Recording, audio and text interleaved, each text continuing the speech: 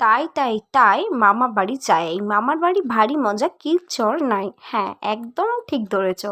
আমি যাচ্ছি আমার মামার বাড়ি। এই যে মা নিচে আর বাবাও নিচে বসে, আমি আপার ক্লাসে উঠে গিয়েছিলাম কারণ আমি মহারানী মহারানী ফিলিংসটা ঠিক চাইছিলাম। তো তার জন্য সবাই মিলে আমাকে আপার ক্লাসে তুলে দিয়েছে, এটা ওরা ঠিক করেনি আমার সাথে। তো রাতের ডিনারটা সেরে ফেলেছি 11:30টার সময়।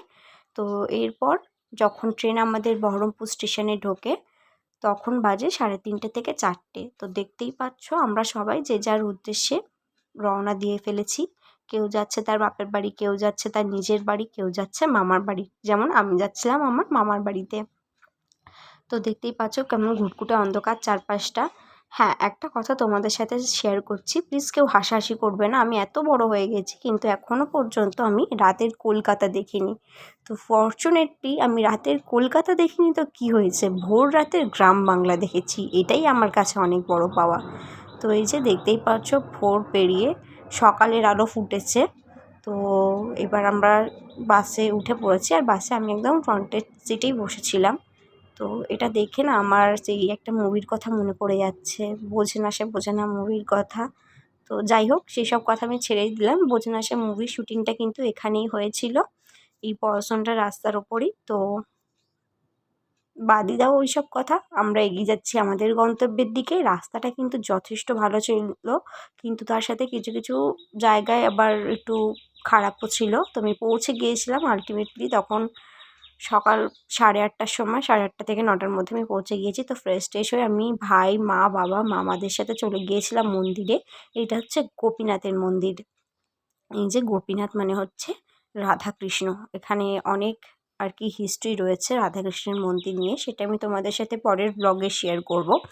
আর এইটা হচ্ছে মন্দিরের পরিবেশটা, মানে মন্দিরটা প্রচুর বড়, অনেকটা এরিয়া জুড়েই আর কি এই মন্দিরটা রয়েছে এখানে।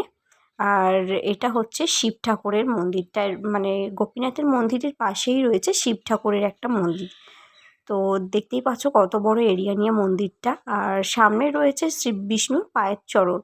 এখানে গল্প আছে কি শ্রী বিষ্ণুর নাকি পায়ের চরণ এইখানে পড়েছিল বলে এই জায়গাটাকে বাঁধিয়ে এরকম করে রাখা হয়েছে।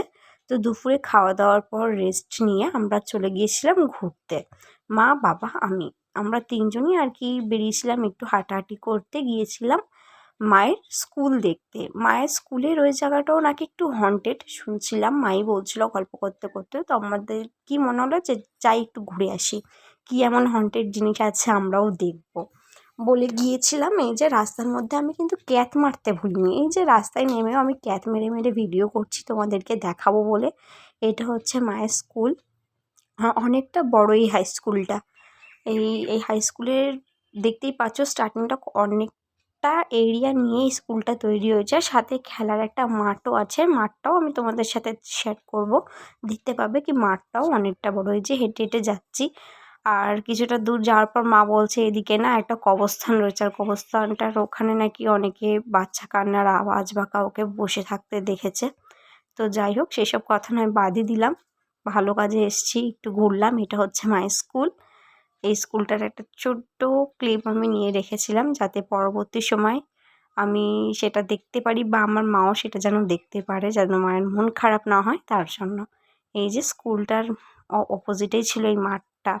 তো আবার সন্ধেবেলার দিকে ব্যাক করি, 3:30 বেশ ভালোই কেটেছিল আমাদের সেই দিন।